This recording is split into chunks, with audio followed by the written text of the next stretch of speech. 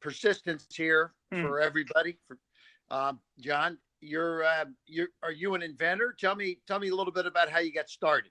So I'm beyond an inventor. So going all the childhood, I'd always have to tinker, mess with stuff, move stuff, adjust stuff.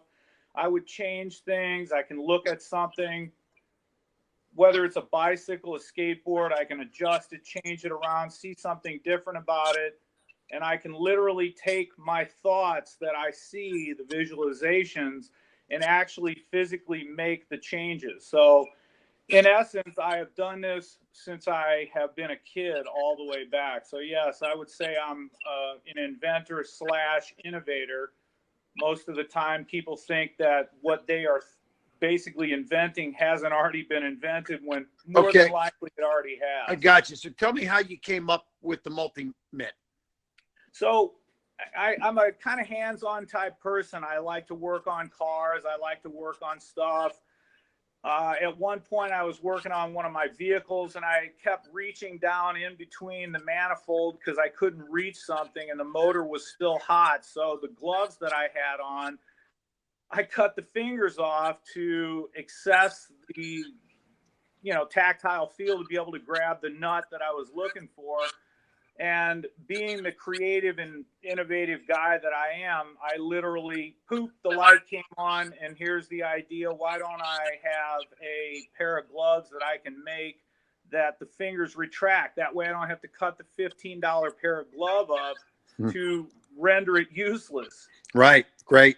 So you kind of did some handmade prototyping, and then you said there's a market here. So did you then design it, go have it manufactured? What was the next step of the process? That's exactly what I did. So I literally went to Home Depot. I bought several pairs of gloves. I brought them back to my house. I had already had experience with cut and sew. I had a line of clothing that I came up with prior to this. I also had a line of plastic antenna figurines that I came up with that I had done in China. So I had a major amount of knowledge going into this of how to basically create something. So I cut the fingertips off. I took the product to the seamstress where I'm located, and I had them sew these things together to, in essence, make the finished product of what I was looking for. Went on Alibaba.com, began seeking manufacturers, found a couple of them I found that were viable, sent them the product that I basically built. And the first time out of the gate, they sent the finished product back. Boom, I've got the MultiMit, which is like nothing else out there right now. That was my next question. Did you find that there was anybody that had done anything similar, by, cutting fingertips off? When I saw the video on your website, it was, I said to myself, what a great idea. I hadn't seen it, but I'm not in that industry. I'm sure now that you're in the business, what is there anything similar or anything out there in the marketplace pre-existing? So as I said, and you understand this world, so I speak to you and you'll understand it. Anytime you think you're inventing something, you're not. Someone else has it. Someone else has come out with it. So yeah, there's other versions of what I've done. There is nothing exactly like this. I own 2 utility patents for several of the actual benefits of this product. But as far as exact, no. But what I do have on this glove, the winter version, is a feature that is nowhere, and I mean nowhere in the world. And this will literally knock your socks right off when I show this to you later on down the line in our discussion here. So walk me through all the industries that you cover. Obviously, for workmen, you mentioned winter. So now you're bringing it to the mass market, right? Yes, sir. But what other sports, what other industries? Give me the broad strokes of who all will want a product that you could create. So the utility version literally fits into AutoZone, O'Reilly, Home Depot, Lowe's. This is a tactile glove. This is a framer's glove, a plumber's glove, an electrician's glove, a fisherman's glove, a auto mechanic. This is a product that truly solves an inconvenience that anyone in the world wears gloves deals with. And I own the patents, and I'm basically first really to the retail market with the glove with this feature. So there is such a broad spectrum of uses of these gloves. And then, like you mentioned, the winter series, this is a worldwide product. This winter glove can be sold anywhere in the world where it snows and someone has a cell phone and they need to use it, period. Okay, gotcha. So now let's talk about manufacturing cost, and then I'm going to talk about manufacturing, then I want to talk about marketing and distribution. Sure. So how tight are you on the manufacturing? What's the cost of goods? What do you know, the retail selling price, just understanding the margins and things. And then tell me, you know, I've heard something about Walmart. I want to hear what's going on in terms of distribution. Okay, so the actual landed cost for this product right now, basically with overhead, we'll just say FOB right now is $475. Okay. Obviously, that's going to change when there's quantities involved. I can make some changes to the hang tag. The hang tag sets this really apart from anyone. So with some changes and reduction in the hang tag, more than likely with quantities, this thing can be brought down to about $450 per pair. Right now, I sell this product to Walmart for $7.50 per pair. They then turn around and sell it for $13.97. The goal with what I'm trying to do here, obviously, is to get added to the mod. Quantity orders will then allow me to reduce the price down to, we're going to say, right around $6.75, which will theoretically allow Walmart to drop the price to around $12.47, which is a 46% gross margin, obviously, before terms. So the margins that I'm floating at right now is about 25 to 30%, but a lot of that will change around with quantity orders. And yeah, so are you currently selling this to Walmart? Correct. So right now, what I've done is I have done something that very few people, literally, if anyone, has ever done with Walmart. So how this supplier deal went with me is I came up with the product. I took it to my manufacturer. The manufacturer sent me the correct version right out of the gate. I went and bought an old RV, and I went store to store to store all around the United States, showing store managers and market managers this product. Obviously, you know Walmart, you know how they operate. I amassed about 150 or so item submission forms, which they loved the product. They felt that there was actually a place for it in the actual store. I came back to Phoenix, and I ended up badgering our regional out here with what I had done and where I had gone. Was able to obtain a meeting with him. He loved the product, took me directly to the D10 buyer. I went through the supplier agreement. I'm a supplier now for Walmart. Well, this particular buyer, through the course of our discussions, was moved. So now basically I'm a supplier here that is got a D10 agreement that is on .com, but no order. So what I then did is I jumped in the old RV and I went back store to store to store all around the western part of the United States and amassed orders for, about 7,000 pair by me going store to store to store. So I've sold 7,000 pair by me going store to store. So what I have done here is I have done more or less the job of the buyer for these departments. So in my travels, I also had learned the Walmart culture. And also I sell these to Ace and True Value, and I'm a Home Depot supplier.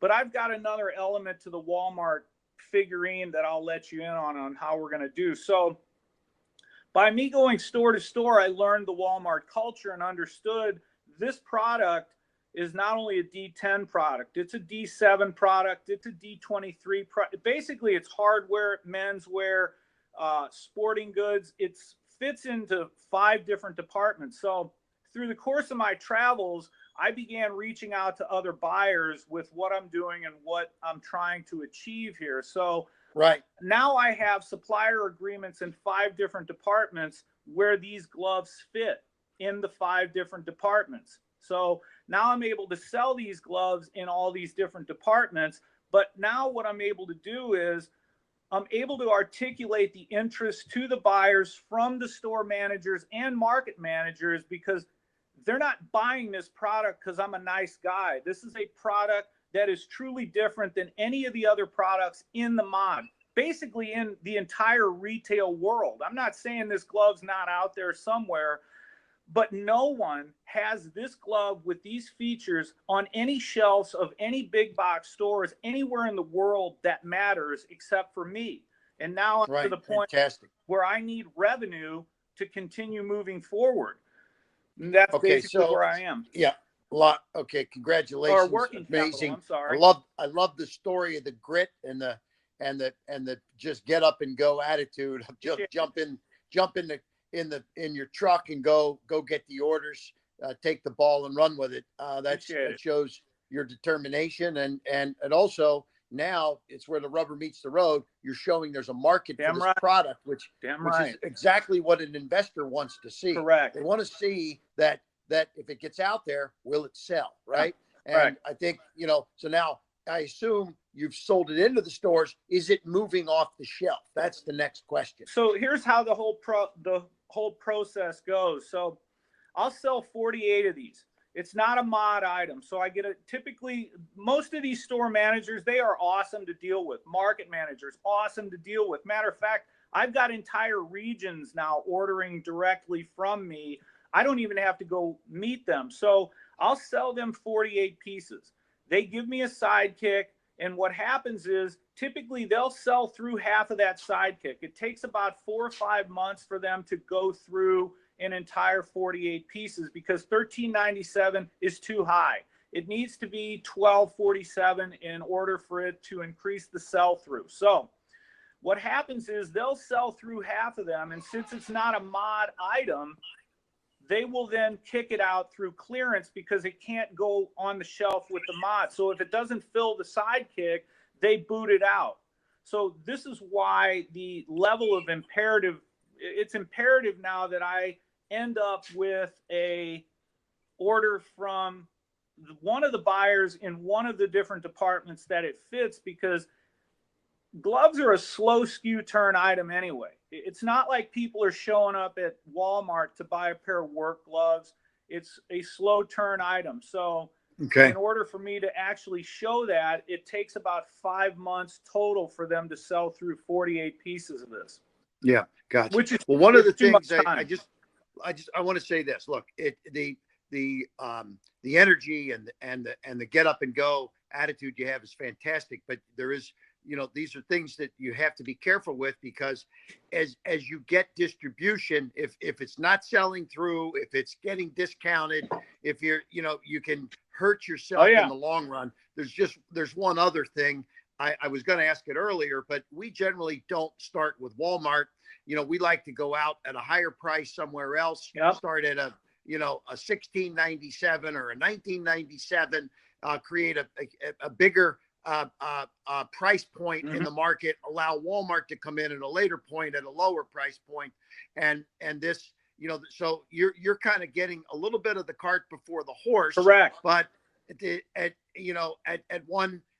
one side of this, but you're also an entrepreneur who wants to start making some money and showing proof of concept. So I understand where you're going with this, but you need to almost drop back, get some good advice, some good mentors. And I want to ask you this: you mentioned Phoenix? Are you in Phoenix? Yes. My God, I just got here at 3:00 in the morning. I'm speaking today in Phoenix, and so I live in St. Pete, Florida, but I was in New York on Monday, Salt Lake City on Tuesday, Vegas on Wednesday. I'm in Phoenix on Thursday, and today I think is Thursday. I lose track of the days as they go here, but so I'm going to be. This is what I want to do, and this is an amazing thing that Pitch Investors Live is affording us this ability, because for any folks that are out there listening, Pitch Investors Live is a format of kind of think of it as a Shark Tank on the internet, where, you know, people like yourself are able to pitch, you know, myself, an original shark, other investors. And this is an amazing new platform that we've created to give people access to some of the smartest guys out there, as well as people with money just looking to invest. And I'm going to challenge some people that are listening to us right now that if I'm willing to take my time and meet with you over, and by the way, I'm here today. I'm gonna come down and watch you a little bit tomorrow. So I don't know which day is going to be better, but we'll connect outside of this pitch we're doing right now. One of the folks from Pitch Investors Live will put us together. We'll have a face-to-face meeting within the next, probably 36 hours, because I'm leaving tomorrow afternoon. So before I get out of here, Friday afternoon at 3:00, we will get together. This is the show. Anybody out there, you have an idea, you have a product, you get on Pitch Investors Live, you have a chance to not only pitch it, to meet with these folks like myself, we're going to do a case study on this actual situation right now, because I believe that we're going to be able to help you take this to the next step in a big, big way. Yeah, I've got my marketing team here. I've got legal folks here. I got the whole staff, and we're going to really get ready to rumble on this. Now, I need you to bring some samples with you. And then, have you done anything on Amazon? So I originally, that was the very first platform that I was selling on. And to go back to the point you were making, I agree with you 100% on the method. So what I did by pursuing Walmart the way I did was exactly what you said. It's in essence my platform of proof of concept, because if Walmart will buy this, and I can do business with Walmart as a single person working out of my second bedroom of my house, I can do business with anyone. This product will sell anywhere. And that was exactly why I did that with Walmart instead of heading down the SEO road. But I am literally, this product could be situated in multiple different avenues. It's not just a Walmart item. I'm with the whole, .com. Beautiful. Everything that you're talking about is, this is a .com item anywhere you go, not just Walmart, Amazon, but I started out with them. It was $40 a month when I started out. I didn't have an idea or a knowledge about how to cultivate that business at that time. So I backed off, and that's why I pursued Walmart. Gotcha.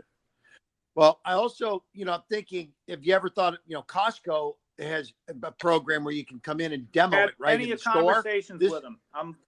It's a very high level Costco type product too. So listen, we got to run. We're wrapping it up, but I just want to thank you for being here. We're going to jump in, mentor you, help you.